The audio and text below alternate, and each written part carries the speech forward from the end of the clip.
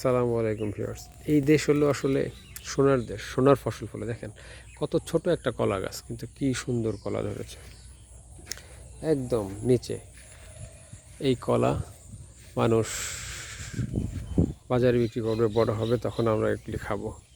কিন্তু দেখেন, হয়তো পতিত জমি, কোনো প্রয়োজন নেই এখানে, এরকম চাষও করা হয়নি, হয়েছে। এটা খুব জাতের কলা গাছ।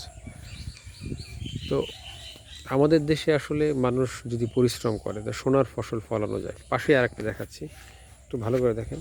একটা বেগুন গাছ আছে, এটা চাষ না, এমনি কী করছে দেখেন, বেগুন গাছে বেগুন ধরে আছে। মানে স্বাভাবিক চেষ্টা।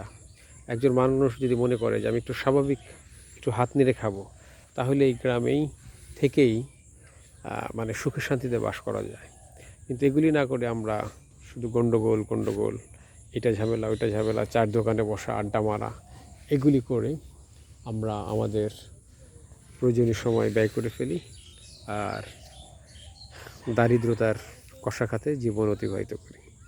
আসুন সবাই মিলে কাজ করি, নিজেকে বাঁচাই, দেশকে বাঁচাই। নিজেকে যে বাঁচায় সেই প্রকৃতপক্ষে দেশকে বাঁচায়। নিজের উন্নয়নই হলো দেশের উন্নয়ন।